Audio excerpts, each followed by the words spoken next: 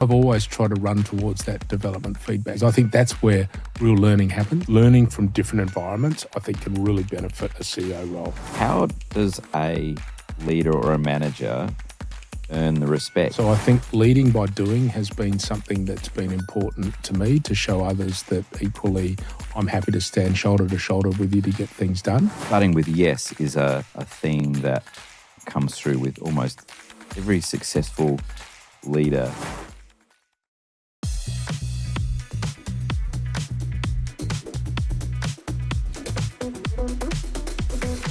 Okay, this episode of CEO Advantage podcast is with Todd Roberts, who's the CEO of Credit Union SA. Todd joined Credit Union SA as the CEO in June 2020, having spent 25 years working in finance and professional services across Australia and the UK, including 11 years as a senior executive at the Commonwealth Bank. He's passionate about leading a highly effective, performance-driven professional teams. We're going to unpack all three of those concepts today, who are dedicated to achieving outstanding results for both internal and external stakeholders. Todd's got a Bachelor of Arts in Accountancy from Uni SA and is a Fellow of the Institute of Chartered Accountants in Australia and New Zealand. Is a company directors member as well, and a Governors Leadership Program and a Fellow there as well. Todd also has held a significant number of chair and director roles. He's currently the Council Chair for Scotch College and the Chair of Leaders Institute of South Australia and a Director for Kickstart for Kids. So you'll get a flavour that Todd is a guy that does not do one thing at a time. Welcome, Todd. Great to have you here. Great to be here, Paul. One of my favourite questions to ask CEOs in all of these conversations, and we'll unpack being a CEO and your style of doing that, but all of us started with our first paid job. Mm-hmm. What was your first job? So we are talking paid because there's no question I did some work for my father very early in the days that was for zero. Yeah. He would still claim it was the most expensive employment ever because he had to pay for everything else. Yeah. But when I left school, a mate and I decided to set up a car washing business. So he had a father that was well connected through real estate agents and other professional services firms around Adelaide. So we got a bucket, a sponge and some pretty probably second-rate car washing detergent and hopped around to all these places to charge, I think it was $7.50 or $10.50, depending on whether we did the wheels or not, for cars around the place. And I still claim that car groomers grew out of that. Yeah. Of course, we'd given it up well and truly before then, but it was a great concept. It was great to be out in the sun during summer, and it was great to do it with a mate of mine. Fantastic. Washing cars is still one of my favourite things to do. My first business was taking photographs of cars along Main North Road. Remember when Main North Road was all car yards? Yeah. And remember when the newspaper, the advertiser on a Wednesday was like really thick and the one on Saturday was really thick. Saturday it was real estate pages. Wednesday it was cars. Yep. And my first business was walking up and down Main North Road, taking photos of cars for the newspaper because the car yard guys took really crummy photos. And so I would just walk along with it and go, so the guy down the road, let's see what his cars look like. And here's yours. I can make, and you know who does his? Me. And I would charge him $300 for doing that each week. And this was back in the late 80s. And in my day job, which was processing film and doing all that sort of stuff, it took me all week to earn $300. A side hustle, about $300 a car yard, taking photos, and I just loved it. But then people would, of course, say, "Oh, you're a photographer. Can you take a photo? Can you come to my wedding?" No. That's right. Take photos of my kids. No. Exactly cars don't answer back, and I like cars. Yeah. So, how old were you when you did that? So finished school 17 years of age, so turning 18. But it was terrific. It was a good leveler because you started your own business. You had to be accountable to one another. We had some pretty early morning starts. We had some late nights. We had some days where one couldn't do it and the other one had to do it. Yeah. We had some very, very funny moments along the way as well. Were your family entrepreneurial? Yeah, my father, absolutely. So he had a job early on at Volkswagen that took him to New South Wales. Mm-hmm. And he and his father decided that they saw an opportunity around wood fires and slate. So Dad packed us up from Sydney, took us back to Adelaide, and they established the Fireplace and Slate Centre, Right. which was an iconic business in its day. And you still walk through homes today that have got product from his shops, and certainly slate was the fashion, like unbelievable. Probably not so much today, but when you actually see places still with slate floors, you know where it's come from. Yeah, wow, awesome. That's a proud moment. So he was very entrepreneurial. So you didn't go into the family business? I tried. I had a summer. Well, I actually probably had a bit longer than a summer there. And I guess probably wasn't built that way. And I think that's been one of the aspects of my career that I have observed. I'm probably a little bit more risk adverse than taking on that entrepreneurial side of like my father.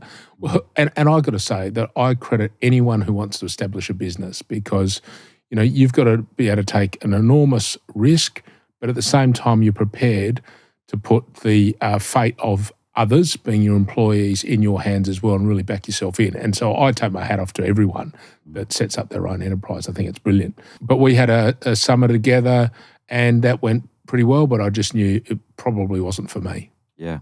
So then you went to Uni SA and you did accounting. Yeah. So I jumped from that, jumped from sort of working with Dad and the car wash, and then I ended up at the Brecknock Hotel. Oh. So I was there for about 5 and a bit years, and I love that. What did working you do in a pub was worked there, worked behind the bar, became an assistant manager in a relatively short space of time. Was awesome, just loved it. St Patrick's Day, March 17 on any given day at the Brecknock, green beer, awesome. But I had a boss there who really taught me about discipline. He was a pretty hard taskmaster, but it was his business. He wanted to run a certain way. We had a level of standards that we needed to maintain, and I learned an enormous amount in that environment. And he also gave me some great responsibility, which I really enjoyed. So at that point in time, I did a year of arts at the University of Adelaide, thinking that I'd be able to sort of get into the back door of law, because I didn't get the grades at school to go straight in. Mm-hmm. And that didn't work so well for me, Paul. I tended not to go to as many lectures as I probably should have, which meant that I had to stump up at the end of year one saying, well, haven't really made a big dent in this degree. And I remember saying to my parents at the time, I'm going to go and do a marketing course. And they said, well, just take us through what level of interest or knowledge you've got about marketing. I said, oh, well, a whole bunch of my mates are doing it. And I just remember Dad saying, look, you're not doing that. Accounting's your thing. And I said, well, I don't really want to do that. He goes, but go back to school. You were actually pretty good at that. And I did like numbers. I loved maths. I loved accounting. So I ended up going into that degree, and that was good, and formed some fantastic friendships from people that I'd been at school with, but also had come from different environments. And you got to play footy and cricket against some of these guys that you were studying with, and met some fantastic people throughout that journey as well. Yeah, so you stayed at the pub and at uni at the same time? Yeah. So that was my job all the way through university, and to the point that I got my first job as an auditor, an auditing graduate at a firm called Mann Judd in Adelaide. They had 3 incredible partners that had formed a really great business, and there were a number of other people that had joined that I knew as well. They were all in accounting or business services, but I went off to do audit, and it meant that I was instantly out of the office, instantly in clients' premises, and instantly having to try to understand profit and loss, balance sheet, cash flows, and the intersection of all of those. I was okay at that. I wasn't brilliant at it, but then that really did form the base of detailed financial sort of literacy for me that I was able to progress throughout my career, and it was fundamental to what I've been able to achieve today. Yeah.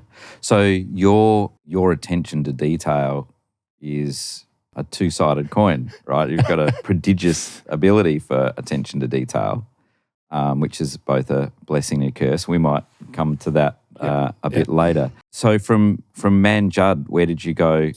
So from there, I went to Ferrier Hodgson, and Ferrier Hodgson was primarily an insolvency firm, but they had a business services arm.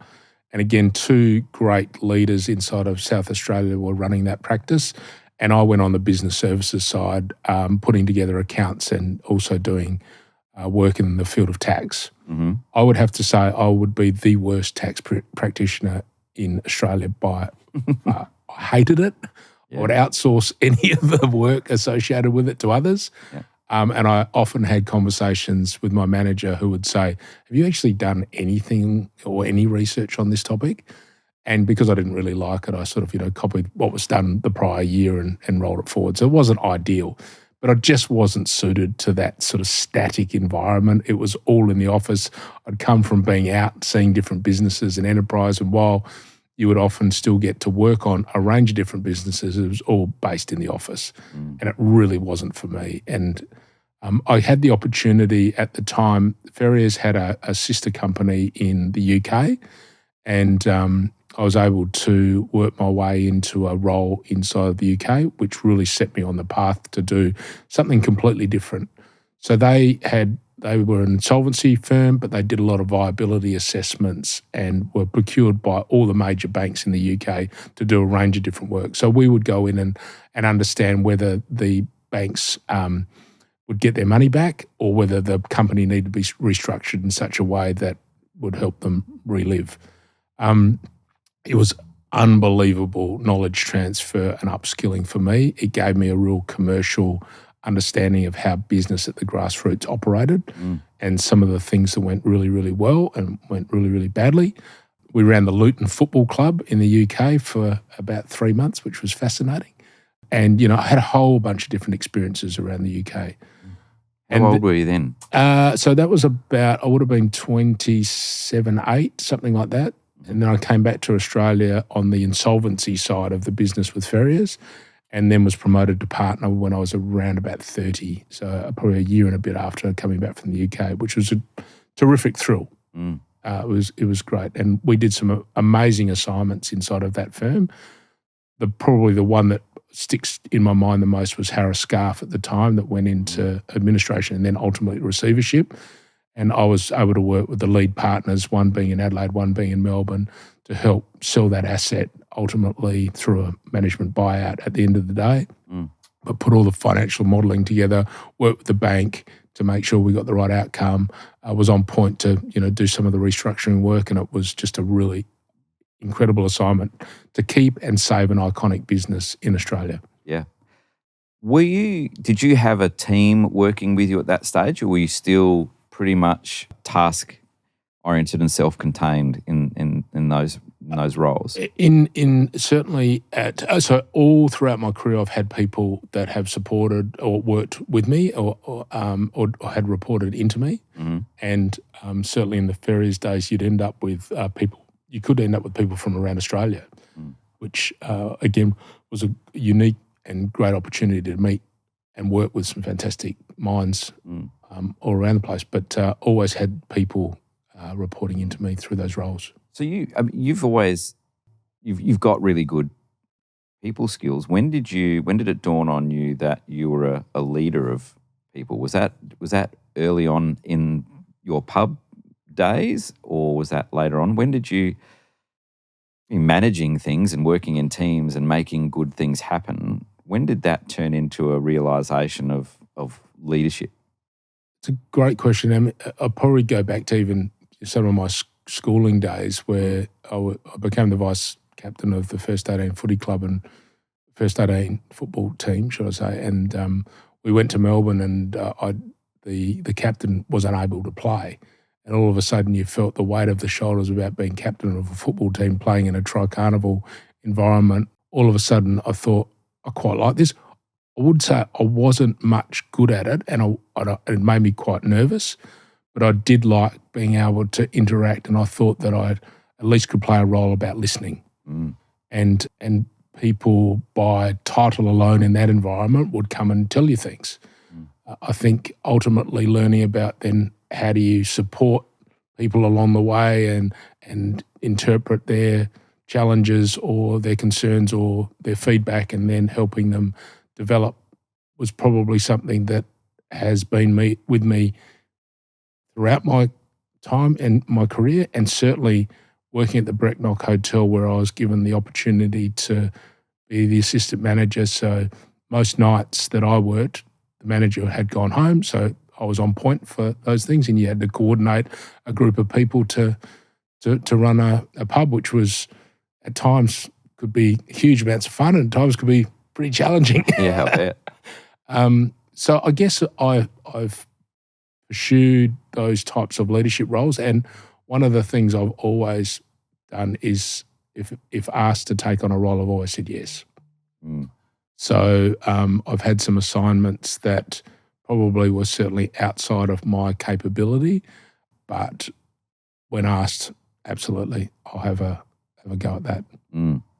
Starting with yes is a theme that comes through with almost every successful leader, successful CEO, chair, from an early age, learning to say yes. Yeah. Can you think of a time when you've said yes? And I can think of many times where I started with yes and it was like, I've got no idea what I'm in for, but I'm going to learn.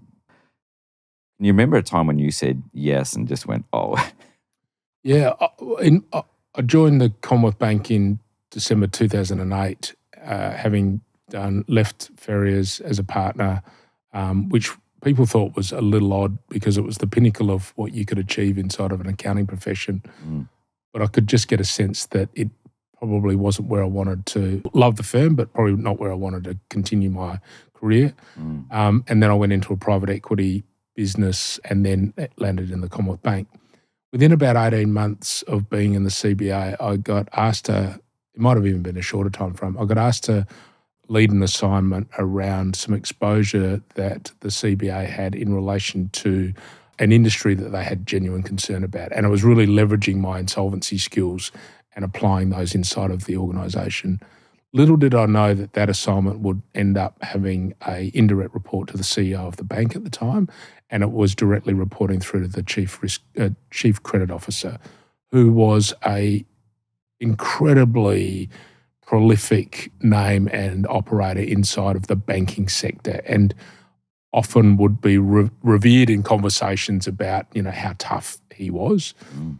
I had absolutely zero idea how I was going to navigate the Commonwealth Bank to capture all this data that I needed to report through to the executive table. And I remember sitting somewhere, I think I would have been in Brisbane one night, just trying to collate information. And I had a conversation with the chap that I was reporting to, and he absolutely tore shreds off me because it was really clear to him that I didn't know what I was doing.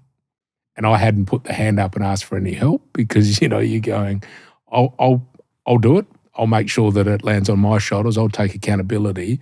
But I couldn't navigate the organisation at all. I'd been there for 5 minutes. Yeah. And we had a really robust conversation. He gave me some very direct feedback, which was necessary. But he also paved a way for me to gather the data and actually work out a plan. Mm. And success off the back of that program was quite significant. CBA were able to get a lot of their funds back. They were able to firstly understand the exposure they had and work out a plan. And I was able to work with some third-party providers to create some solutions that ultimately were beneficial to all parties. But so that was scary. That was an inflection point for you, right? Where you're obviously skillful, you've got the job, you've been given a big job, the opportunity to say yes to something, and then you've been called out pretty hard. They're those forks in the road where you sort of go, okay, I'll take it and learn and recover, or I'll not take it. You decided to take on that feedback, albeit I guess you're implying as well that although he tore strips off you, it was harsh but fair. Oh, absolutely. It was necessary. And I think one thing, Paul, that I've always sought out is that development feedback. Because I do think you get a sense of when you've done a reasonable job or a good job. But I've always tried to run towards that development feedback because I think that's where real learning happens. Yep. And you'll appreciate this because you and I have had this conversation. I had a deck, like I had a PowerPoint presentation that was yay thick to be able to, what did it say? I know. And that was his kind of point. Yep. Is, well, what are you actually trying to get cut through here? You are presenting this to the top echelon of the financial institution, and you can't articulate what the actual position is, nor you even got a plan that wraps around this. Pretty good feedback. Yeah, absolutely. Lessons, Yeah. really. And so was that an era of conversation? Is the art of those conversations changed now or if you had to have that conversation now with a person, would you do it differently than he did at that time, or would you do it exactly the same way? What did you learn from that, not only from you as Todd Roberts, but as now that you're a senior person? The thing that I probably got a lot out of it was that I respected the feedback because I respected the person. I've worked with some other people that level of respect hasn't been at that level, and thus the feedback probably hasn't landed as well for me.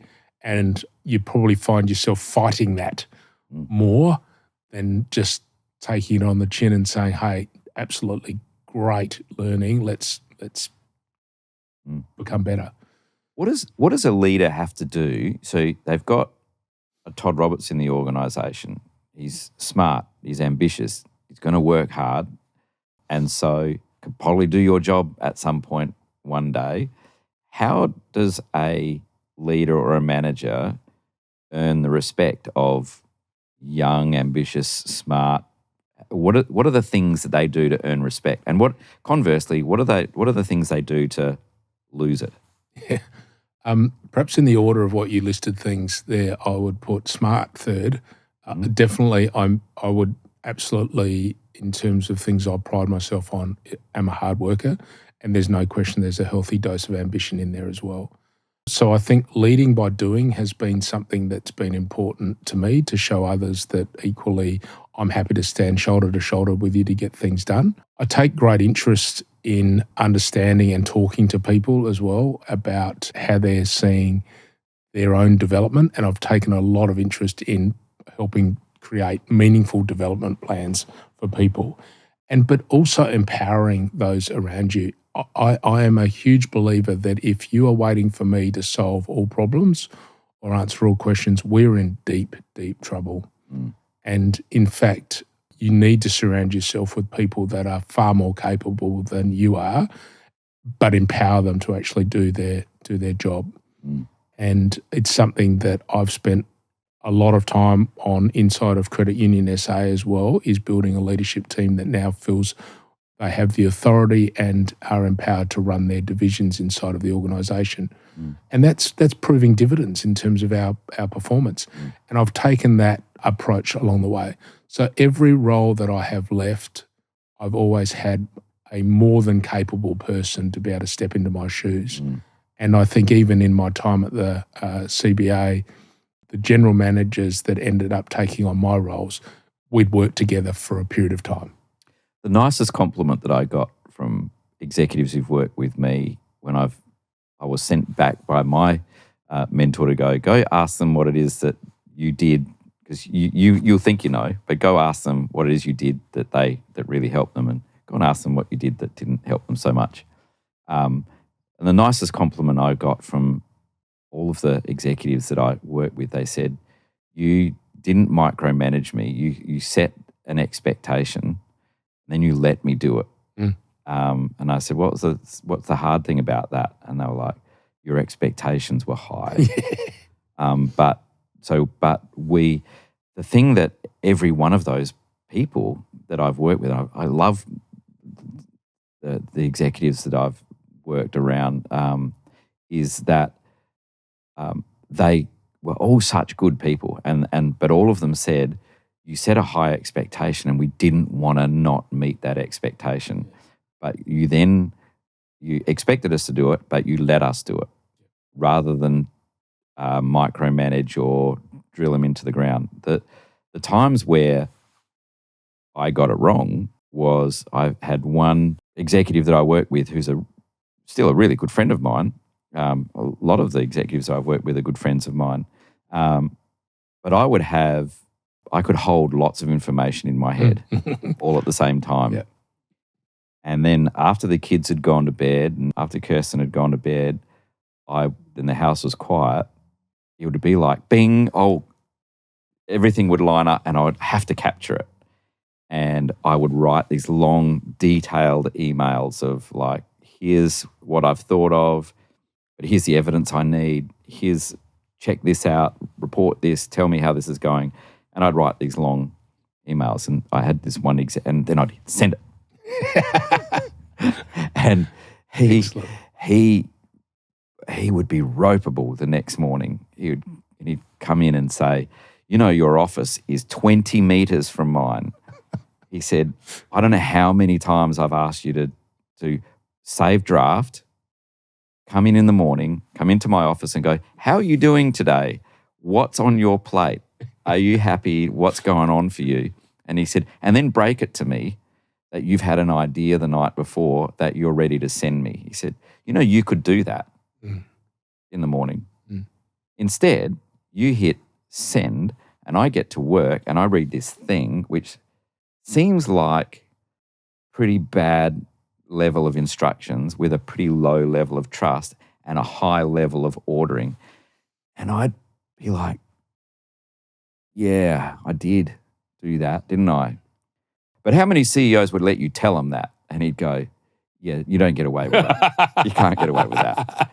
But it's quite square the ledger. It doesn't quite square the ledger. And interestingly, I mean, he was 100% right because I did do it. And he did ask me to not do it. And then, the next morning, I'd get this knock on the door and I'd see him and I'd like, I did it, didn't I? He's like, you did. Far out. It was one of those things that was, this, when your brain is so full of information and you've got to get it out. One of the things that I always struggled with was that, but if I hit save draft, I might forget that it's in the draft for 3 days and then send it and forget to tell you. It was a bad trait but what was a good trait, I guess, was that the relationship with him was such that he could come and accost me about it and make me do better. Yeah. He left the organisation over me doing that. Fortunately, 2 or 3 years later, I was able to entice him to come back because the other guy that was not as good as me. So came back. But that was, for me, that was a really important lesson from somebody who worked with me as opposed to a boss. What are some of the things that strike you as you've learned from the people that work around you and with you? What have they taught you? Yeah. I mean, I think that learning journey happens daily. I probably want to just reflect back on exactly what you said, though, is that I think CEO free time and free thinking time is really dangerous for the executive. Yeah, it is. Because, you're sitting on planes, going to conferences, getting exposed to new and wonderful ways of working, and then you try to draft up an application for your business for all the right reasons. I don't think I've ever tried to put something on the table that wasn't to better the organisation. But there is an element that you can forget that there's actually a business running, that everyone is flat out delivering what they need to deliver now, and what you're doing is layering up. Yeah. And you haven't taken anything away. Yeah. And I think you and I have had many conversations about this as well, is trying to find the right balance to where do you introduce those things that are going to make a difference. Categorically this is going to make a difference, but how am I going to probably work that in there? In terms of, I very much see myself as a peer on the executive, and that might be the wrong way to look at it, but I want to work with people that equally are really comfortable about giving feedback to me as well, and having a really robust conversation that we can walk out united from the conversation and say, okay, this is the plan. That doesn't absolve the CEO at any stage of making the decisions that they need to make, but making sure that those decisions that we've empowered others to make are also made at that level. I've worked with some people that I certainly didn't enjoy working with, but I'm not sure that likability is equally the only trait you should look through to be able to determine whether people are successful or should develop under your leadership. And that can be challenging. But I'd say en masse, everyone that I've worked with from an executive perspective, I've actually enjoyed their company, bar a few, and therefore, and created environments to learn within as one. Hello, South Australia. Look at you, watering your fiddle leaf fig and trying to grow your savings. We see your fur baby, your human one, and your dream of a home for both. Slipping on your steel cap boots, kicking life goals? We see you, because we're here too, seeing things the way South Australians see them. And that's how we see more South Australians thriving. We see you, South Australia. Credit Union SA. In my 25 years as a CEO, one of the hardest things to find was a consulting and advisory firm where they'd actually been CEOs. I created CEO Advantage to be the advisory firm I was looking for. Go to ceoadvantage.com.au and find out how we can help you and your team be the best in the business.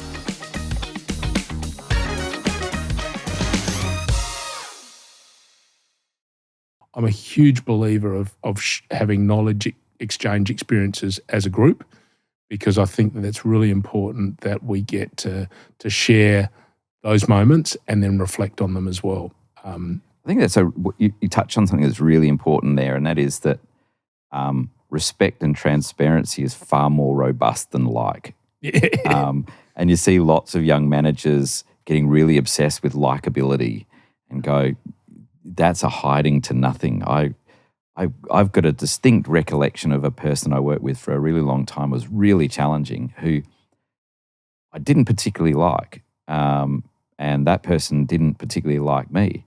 But there was this huge professional respect for the fact that they were capable of doing something that was really important. And I was capable of doing something that was really important. And there was very little crossover between the two, but they relied on each other to be good. And that almost standoffish, give it to me and I'm going to give it back, without descending into we don't like each other. That transcendence of we're here to do something important. It doesn't really matter if we like each other, but what does matter is, do we trust each other? There are lots of people I like that I wouldn't trust to do jobs. And there are lots of people that I don't like who I would trust to do jobs, right? It's easy to get distracted by like. We've also talked, we touched then on CEO having bandwidth to think, going to conferences and planes. And I must admit, I've been dangerous coming back from those or coming back from holidays, and everybody's oh my God, That's right. you've been thinking. That's the worst thing that I've been thinking. I think you touched on something though that's really, really important, and a lot of leaders. So my phrase would be, not every leader does it, but the best ones do. And that is, think about what needs to stop. Lots of people are good at coming and saying, we should do this, or this is going to be better, and this is an improvement, without doing the part of going, I can't just make my people do more. I can't if I set their hair on fire, then start talking to them about something else, the only thing they hear is, what a mongrel I am for still talking when their hair's on fire. How do you process the stop thing, letting people stop things? Look, I'm still on that journey to learn. I think I've got a lot better at it than I have historically been. In fact, I can think about some early days, even in this role, where the idea generation was outpacing the bandwidth of the organisation by plenty, and what it became was confusing us around the priorities. So we spend now, and my my chief people and strategy officer has brought this discipline as much into the business, and we've talked about it a lot, is that this ruthless prioritisation.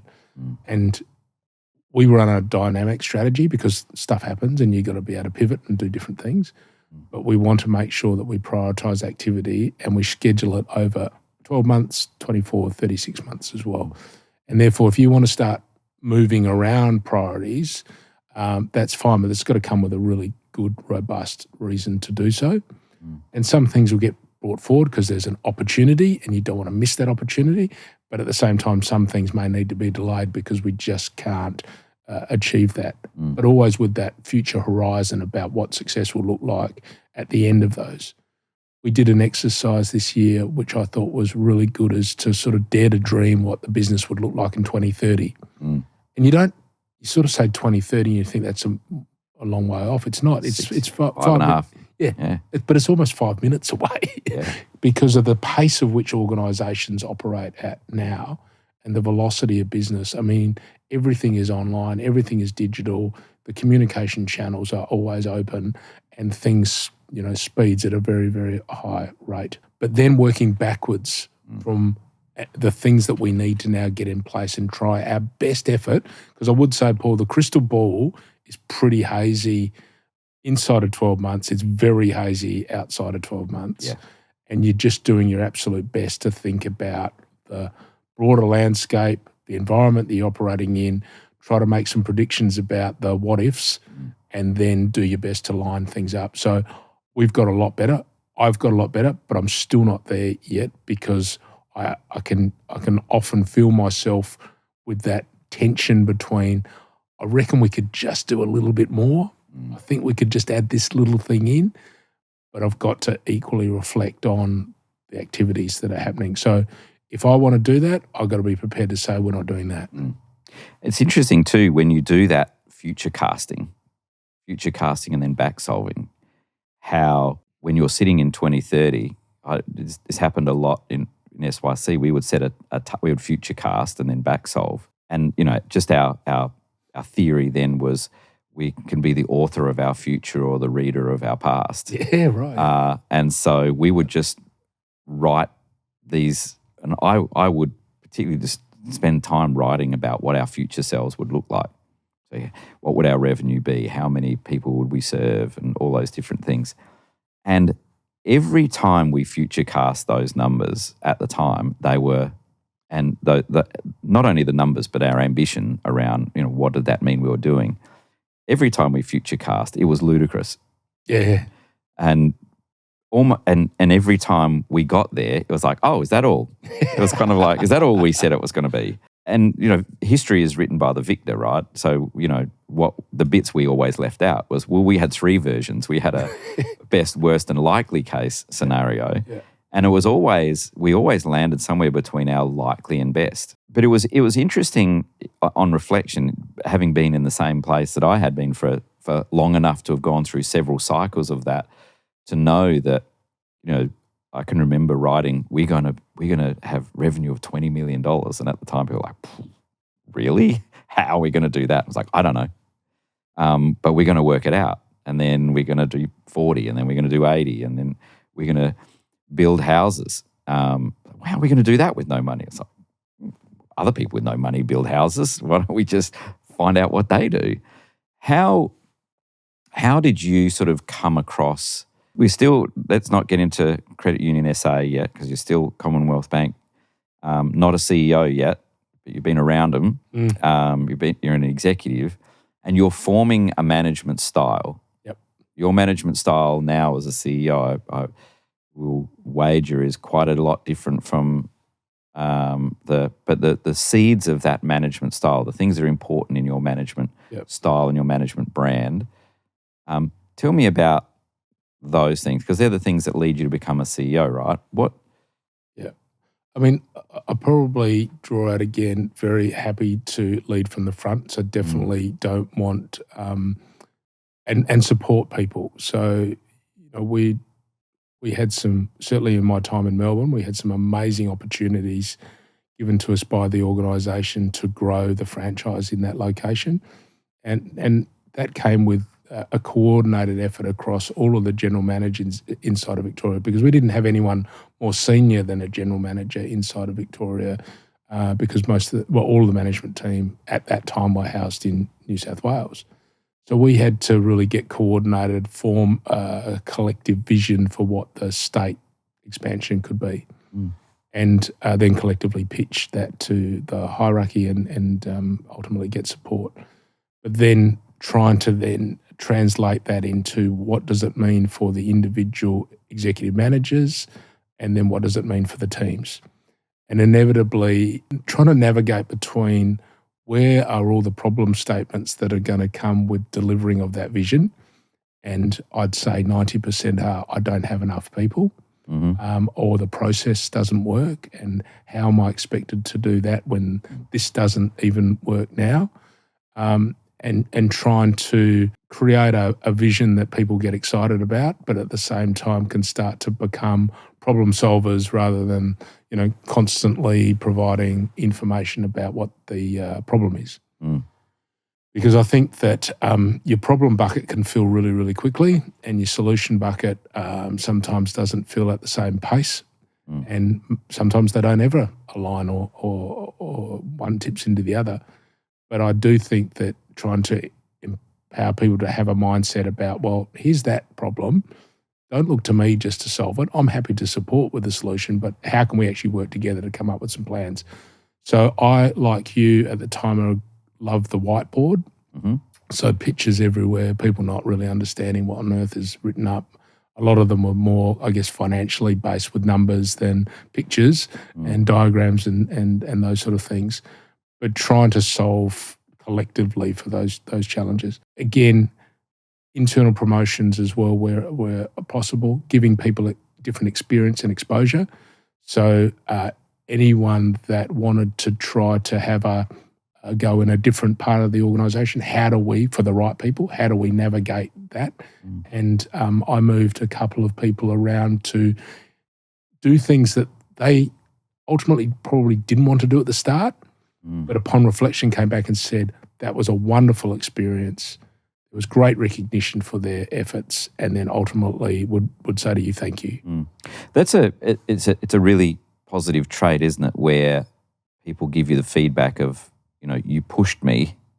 I didn't at the time feel like I wanted or was appreciating you pushing me, but I did it and I feel good about that. The flip side of that is there are some times where I've been guilty of in my management of people is at times either wanting success for them more than they wanted it for themselves, or assuming they were more capable than they turned out to be for different reasons. But that part of, and equally as well, trusting people longer than they deserve to be trusted. There were some people that should have been fired 3 months before they got fired because I still had hope that they would be better than they would.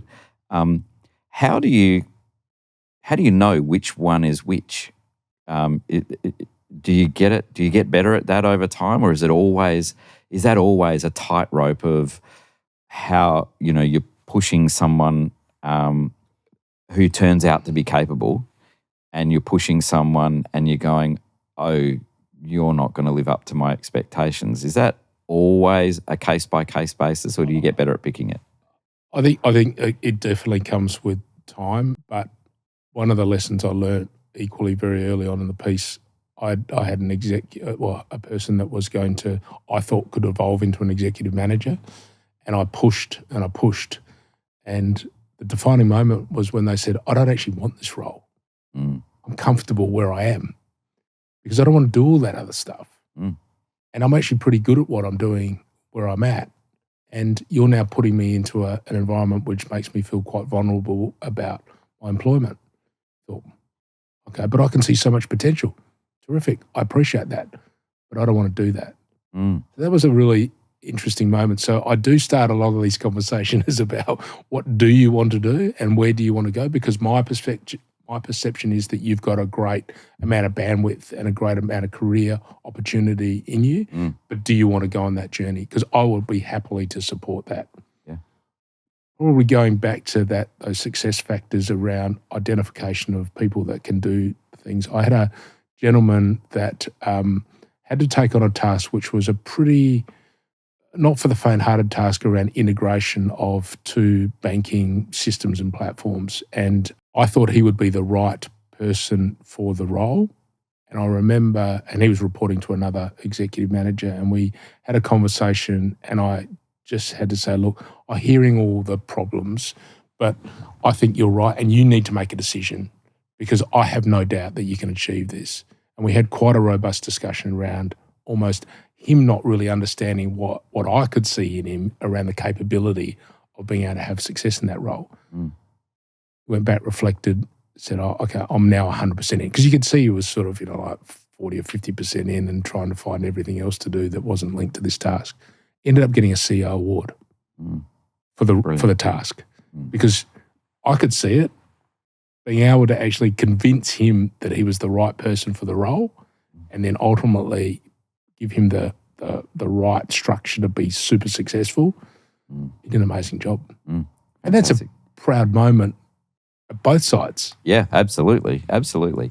So you take those skills and become the CEO of Credit Union SA. Going from being an executive to a chief executive, is it hard? Yeah. It's the biggest step up I've ever had in my career. There's no question about that. It's an interesting phenomenon, isn't it? Because when you're an executive and you're an ambitious executive, being the chief executive seems really close. Yeah. And, and you're with them all the time and you hear them and you're talking to them. So you kind of think, I can do that. But as you say, it's the biggest jump. And the way I've described it to people is the jump itself isn't a wide jump. It's just that the hole in between where you are and where you go is really deep. And if you slip into it, you'll never come back. What are some of the things that make you, from being an executive at Commonwealth Bank, and that's a big deal, to becoming a CEO? Why is it such a big? What are some of the things that started to dawn on you were big? I think the first thing is reporting to a board. So you've gone from reporting to other executives inside of an organisation that then provide some level of feedback up to the next layer of executive that may land on the CEO's desk depending on the topic. So you think that what you're doing is amazing through that lens, and you're never really quite sure. Now you're in an environment where the stakes are significantly higher. Because you've got a board equally judging your performance against delivering strategy, obviously the financial outcomes that are embedded into that as well, trying to navigate, and certainly in this instance, a heavily regulated environment, try to build a story that can be bought into and believe that you can expand the enterprise and we can have great success. And you feel that you certainly can feel the weight of making sure that you can deliver on all of those expectations. I remember when I joined, I had a 90-day plan that I probably had 120 tasks on it. I added to those when I got there as well. And I remember one of my directors, who's not on the board at the moment, came to me and said, no chance that that's going to happen. But not disrespectfully, just like, are you serious? I mean, manage expectations better. Yeah, that's a lot. Yeah, and because now we've got a document that says what you're going to do. And I did have to laugh when I did my first sort of half-yearly review and then my yearly review and made comment that I didn't quite get there on all of those. But that was it was well. Equally, the board created the right environment for me to be able to have that learning and that level of success. One of the things that I've shared with my exec teams over the years, particularly around the difference between reporting to me and you coming to board meetings alongside me, and then you leaving the board meeting and I'm there by myself with the board, is that whole sense of the Tricker model becomes real. The Tricker model where the middle square is hiring and firing the CEO. Yeah. Or Tricker model says, working with and through the CEO. But really what they're doing is going, do we want to work through and with the CEO or exchange him for one that we can? And trying to explain that to others is almost one of those theoretical things that it's only when an executive has worked up and has acted for you for a period of time now, and they're like, holy mackerel, there's like a queue of people going around the corner asking me questions, and then the chairman rings and says, what's the go with that? And you're just it. How do you manage it? And the difference is I'm mentoring you, executive. The chairman is deciding whether or not I've got a job next week. Yeah. It's a very different, it really is different, isn't it? And there's a different language as well that you use, isn't there? When you're an executive working alongside a chief executive, writing operational reports and doing those sort of things, even being an executive going to board meetings and reporting what your department is doing, to being the chief executive, working with a chair, working with a committee, working with a board, working with a company secretary. There's a lot of things that people don't see you do, isn't there? Absolutely. And I mean, it's a great honour and privilege to hold roles like chief executive roles. And I think that I had a bit of a misunderstanding of what the actual role and what needed to be covered, because I'd spent time on boards observing CEOs and probably harshly criticising some of the activities or not being across this bit of detail and that. And why is that person answering the question instead of the CEO? And then all of a sudden you get into the shoes of the CEO and you go, wow, now I fully can appreciate the role and what you need to be across. But you can't be across everything. You need to make sure that you empower your team to equally support you in that role. And I think that I try as best as I possibly can to be as open with my executive team about those board discussions that are not in camera and only for the CEO, but those items tend to become smaller and smaller, and it's largely around people-related matters and then maybe the strategy and other little bits.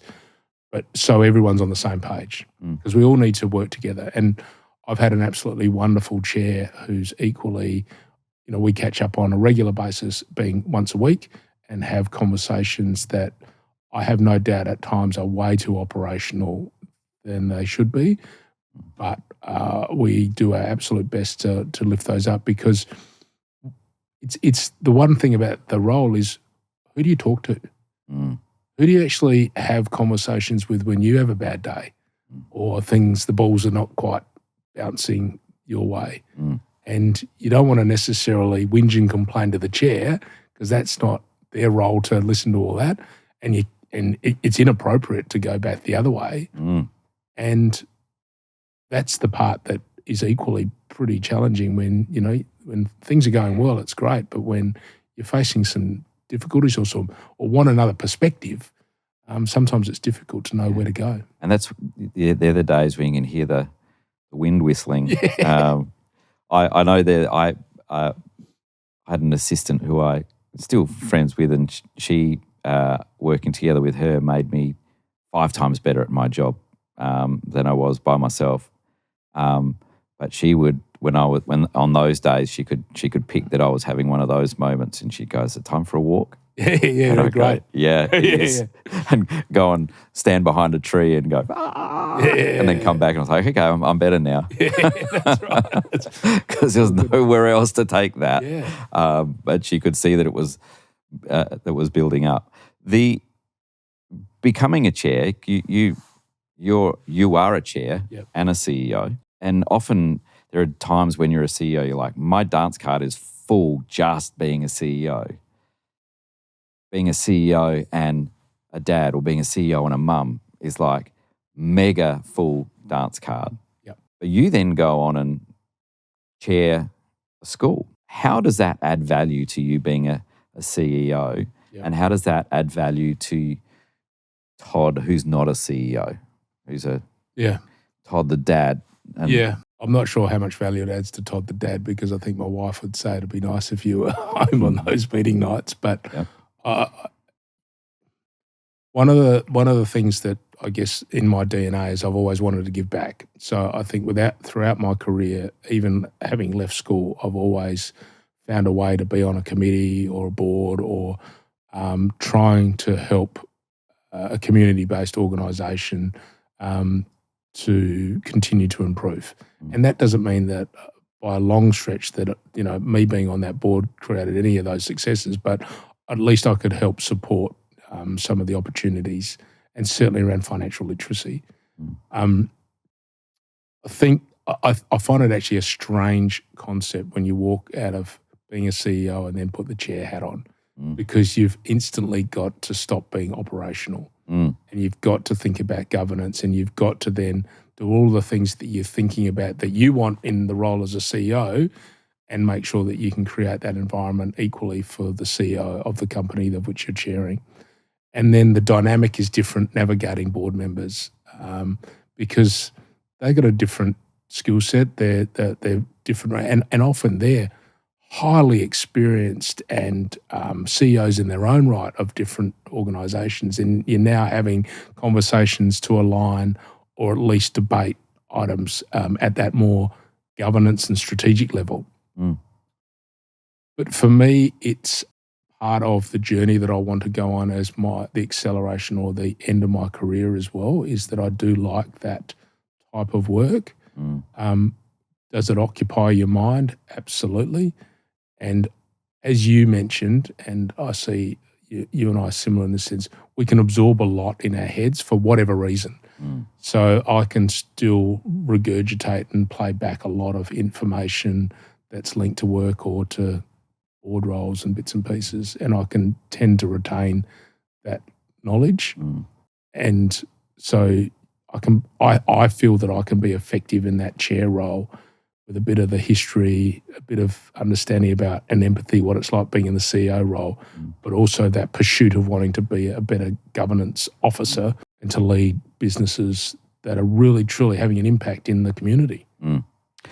We might pick up on governance in a minute, because governance is something that I really think is interesting and also really important, and it has been the saviour of my organisations on many occasions. Good governance is what some people call the boring stuff, where I was like, you might think it's really boring.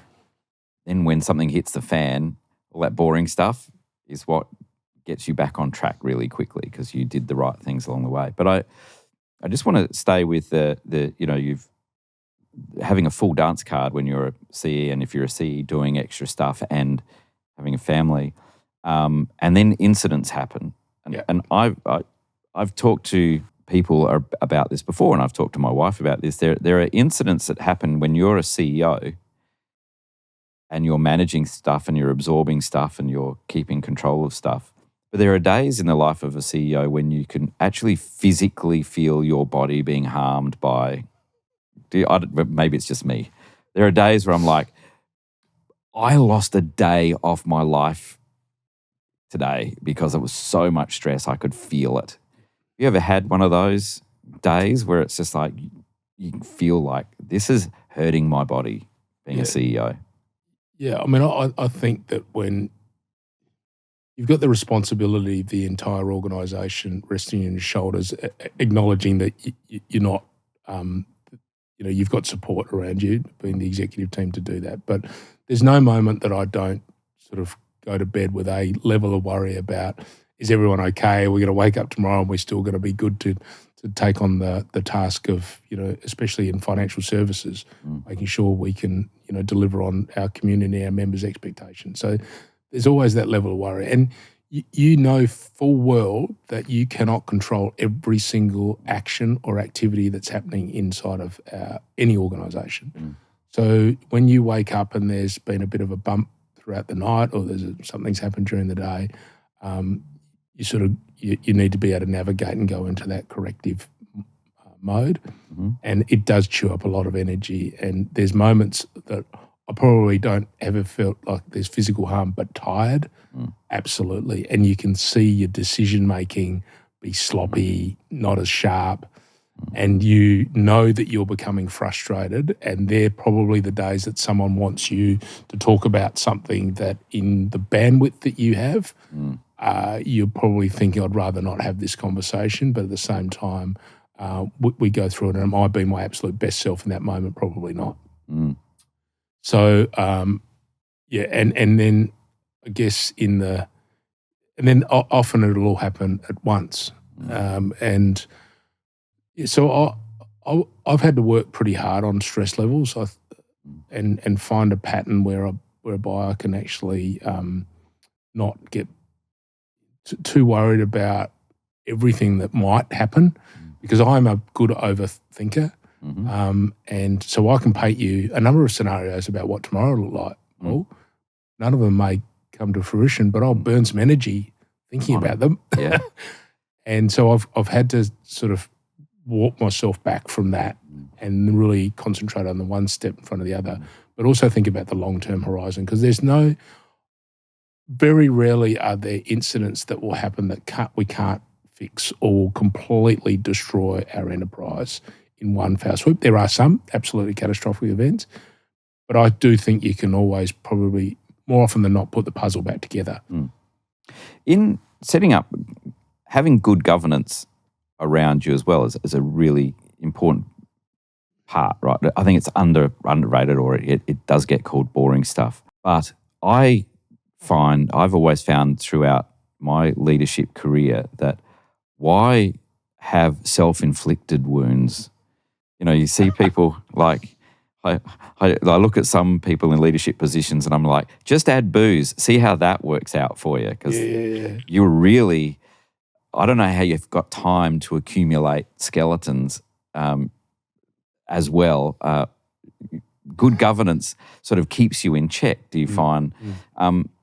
Who have you seen or what have you seen that's really good examples of corporate governance working for the business, as opposed to it being a process for the Finance, Audit and Risk Committee or the Governance Committee, or something that we did at the company directors and, we're supposed we got to do it. But really good governance is like really good quality system and really good innovation. It's integrated into the way the business works. You've got some ideas of where you've seen really good governance working in an organisation, including yours? Yeah, so I'll just go back a step in terms of the board roles as well. I'm a massive believer that experience and exposure is really critical, and I think I've already said that. So learning from different environments, I think, can really benefit a CEO role. I get really worried about people that are learning inside of the four walls of the organisation. We've got to be more expansive in our mindset and capture information. Isn't it amazing how many senior leaders, and you go, do you have a mentor? And they go, no.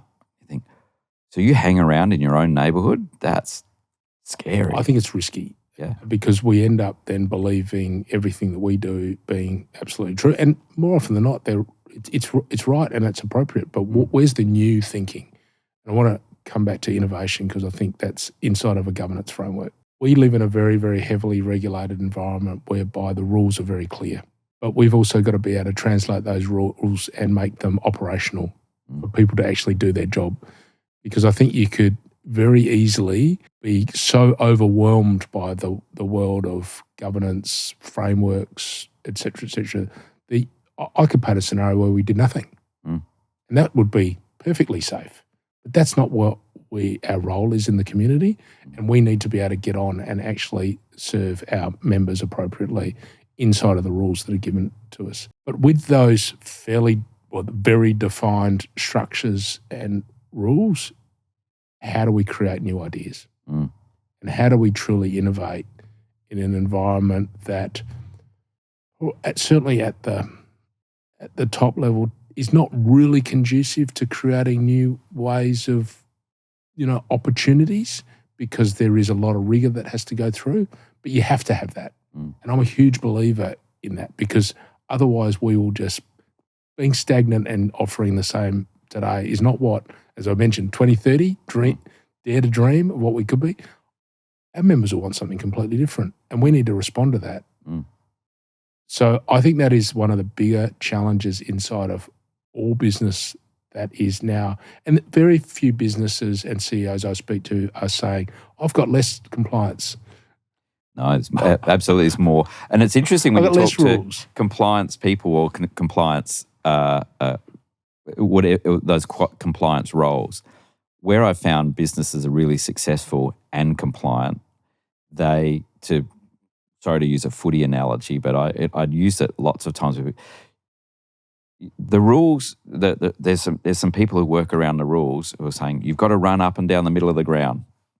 I go, Eddie Betts, I don't reckon, kicked very many goals running up and down the thing. He did his best stuff when his feet were over the boundary and all he was doing was keeping the ball, holding the ball just in the bounds of play.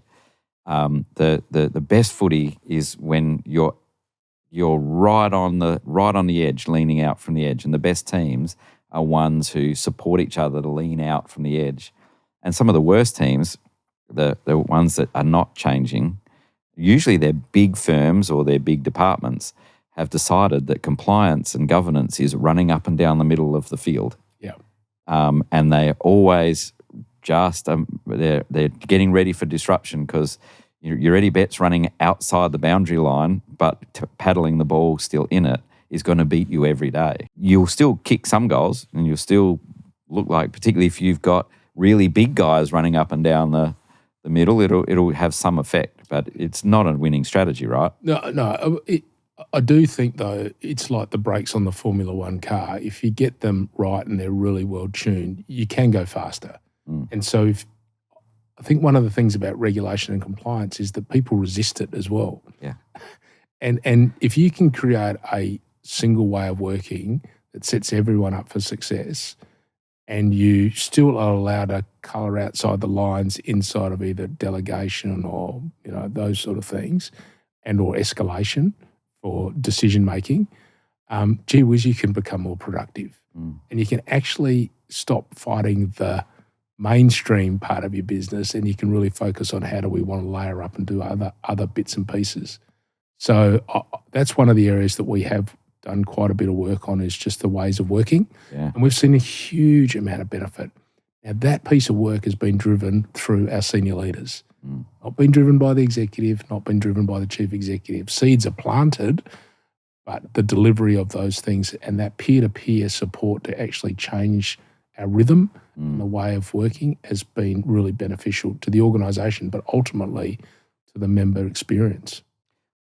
How much does innovation feature in either your executive conversations, but importantly, how does innovation feature in your board agenda? Is it an agenda item? Not enough. Not enough. And I mean, I think that some of the innovation that is almost imposed on us because we've got to make changes for different features that that either regulators or our own service providers make some change. So a lot of it, I would say, is dictated to us around that. So that's more technology change as opposed to innovation. Again, trying to find ways of being truly innovative in an environment that does have a heavy compliance framework, and looking at different ways of doing things. We need to do probably more of that, and it doesn't occupy enough time at the board level, albeit if you link innovation to AI, I'm definitely seeing more conversations happening around AI. Of course, people are at different departure points of knowledge around AI and generative AI. And I think there seems to be, we've sort of forgotten that AI has been with us for a while in different formats. And in fact, it's embedded in a number of things we're doing. We're in the process of trialling, if you wanted to say, a new AI tool in Microsoft Copilot. Yep. Wow. Now, wow, because I can create productivity from that tool. So those with real skill I think it's a game changer. Yep. Now, again, it's how you configure your data, how you configure your own personal life in terms of where you store information and what you store. You change that a little bit or a lot of bit, all of a sudden you can really, it's a game changer. Yeah. It's going to be embedded into our new lending platform as well, which that is generative AI in the sense it will continue to learn. And but we've got to also develop some policies around that innovation and that AI and make sure that we set some clear guidelines about where we're going to use it, what we're going to use it for. We had, in a previous episode of this podcast, we had Christopher Foster McBride from Digital Human Assistance, and he was talking about and how Bill Gates has said we're in the age of AI, and you're seeing that Microsoft is now referring to itself as an AI company, as is Google and Meta as an AI company. So what he was, he's a mega expert around AI. Yeah. Interestingly, though, and it is interesting when you get to the super experts at this sort of stuff. He was saying there's no rush. We're in the age of AI. Everybody's sort of doing this panic of like, oh, we've got to get into AI because everybody's talking about AI. And he said, but that world is emerging and it's evolving. And part of the thing that in this rapid AI innovation space is to think about how it's going to affect the humans in your workforce, how the humans are going to treat each other, how the humans are going to treat your customers. And there's that old Alvin Toffler thing of the illiterate of the future will be those who fail to learn, unlearn, and relearn. Yeah. And it's that how are we going to, it's great that people are talking about these widgets and technologies and tools and these things, but actually how are we pausing to bring our people through that? How are we helping them unlearn process? How are we helping them lean in and realize that, yes, your tasks might disappear, but your job doesn't have to disappear. It is really up to you quite often. If you're leaning into it, we can probably work with you. If you're leaning out from it, probably going to leave you behind. I wonder and I worry for organisations where innovation isn't on the board agenda for specific conversations. Because if it's on the executive agenda, it's getting talked about a bit. But on the board agenda, it's getting talked about, it's on everybody's agenda, right? But we've just gone through budget season. AI this year with multi-agent AI and all of this has just accelerated not out of control, but it's accelerated incredibly in 2024. Yet we've just gone through budget season for investments in 2025, and I'm seeing lots of board agendas that didn't have innovation on it throughout the year. So budget season's come up, and you go, so not on the agenda. How much have you allocated in your innovation budget for next year? Including not just, and they go, oh yeah, no, we're doing Copilot or we've got AI tools. And you go, no, I'm talking about the people, the innovation culture in the organisation. How much have you allocated? Because we're doing all of that disruption, but you and I know from years of in leadership roles, people don't remember what you did. They remember how you made them feel while you were doing it.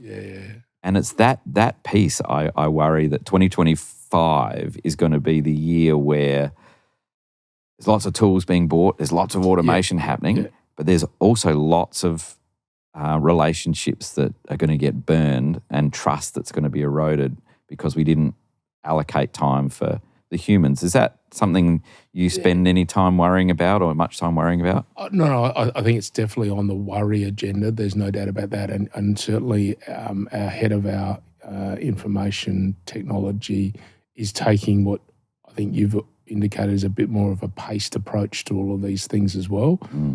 But we've got to be mindful of the bandwidth of everyone to be able to absorb all these changes.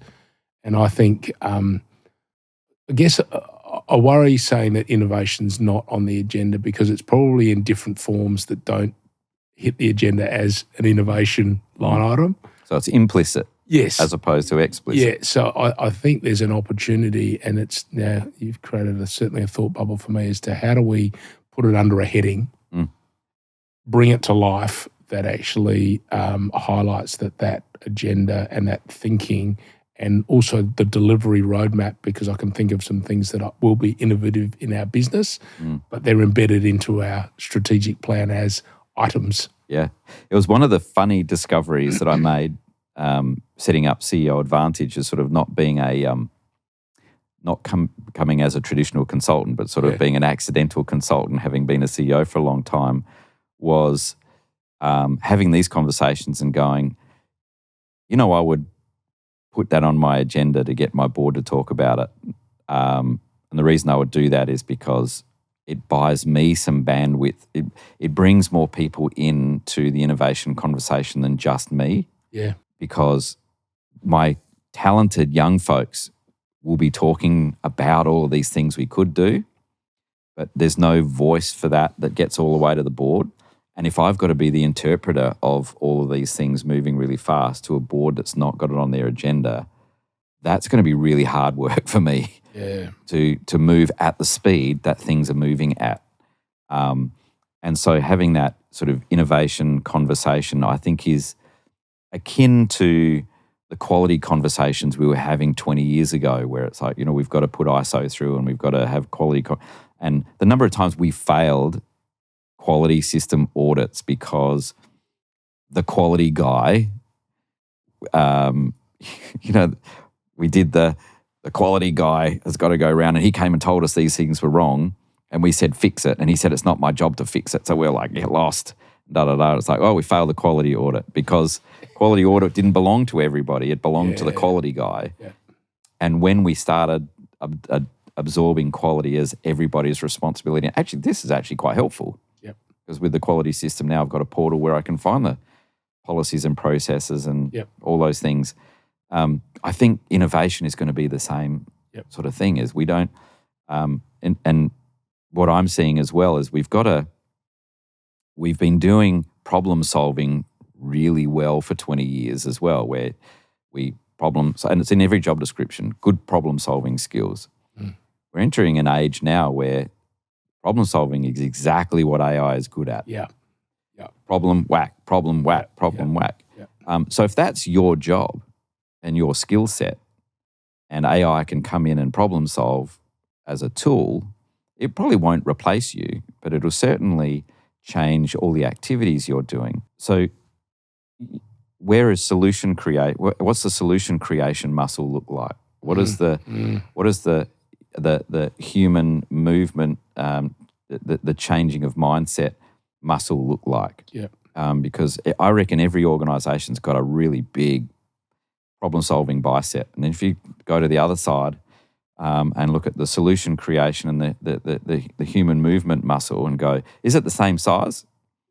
Because I can tell you for sure that the human movement and solution creation muscle is not the one that AI is going to make any difference to. Mm-hmm. But it is going to make, if you're a problem solver, that's going to make a difference for you. I worry that those conversations many organisations are going to be late to that conversation. And by that stage, you've burned people. Yeah. And you've got another job. And if I think about my CEO journey, the things that took the longest were when we'd aggrieved people. Yeah. Accidentally, even with good intentions, but suddenly everything has stopped. And now we've got to manage this aggrievement that we've caused. That slows you down enormously. Wouldn't it be good if we didn't, if we skipped that part? Yep. No, I think you raised some really good points. I'm probably in my role and my organisation probably less worried about the next 12 months, but I absolutely get your point that I think if you're not having those detailed, well thought through conversations, there's a new payments provider sort of turns up every 5 minutes an hour, which has innovation, new ways of doing things, frictionless, faster, all those sort of things. The one thing that I've learned in specifically in our industry, that when it goes wrong, people want to actually speak to another human. There is no interest in speaking to a chat bot or being 27th on a queue somewhere. It's that human interaction that gives people confidence and comfort that what is a really, really important moment in their lives can be resolved. Yeah. And I'm not sure what AI role is. I mean, I just don't think AI solves for that. But what it does is it frees up capacity to do that better. To do that better. Yeah. You're a professional CEO as opposed to a founder CEO who's somebody who's... Take my hat off to all those guys. Yeah. You meant to get here and be a CEO because that's the path you chose and you sought. What's the difference between a founder CEO who's built this thing and then finds themselves a CEO and someone who's come through your pathway? Are they different? Oh, absolutely. And I mean, certainly in my time, in my accounting days, I've seen some phenomenal entrepreneurial individuals that have ended up in the CEO chair that would be far better being in the ops chair or in the marketing chair or in some other chair in the organisation. And the great ones acknowledge that and move out of the way. Because organising strategy, thinking about organisational charts and bits and pieces, that doesn't sound like anything the entrepreneurial CEO wants to do. Yeah. And in fact, is that the best use of their energy? So I think that what made you successful from your entrepreneurial idea, thinking about how you really want to commercialise that and set up a structure for success is equally challenging to be able to give up the reins. And I just get inspired by those that have been so relentless in their pursuit around success of an idea, remembering there's lots that don't get up, and there's plenty of entrepreneurs that are CEOs of themselves, of their own company, but those that equally are able to take it to the next level, jeepers, you can't be but impressed. I think you can always employ that professional CEO at the right time to be able to take them on, but South Australia, our country, is built on those entrepreneurial risk takers, which often doesn't get celebrated at the same level that it should in our country. But they're impressive. Yeah, they're a strange breed. Let's move into some really hard-hitting questions now. Your 3 favourite movies, Todd? 3 favourite movies. Well, I mentioned before, Paul, my headspace at the moment is probably, I couldn't really think about all my 3 favourite movies because I'm occupied with a different environment at the moment with my 1.5-year-old.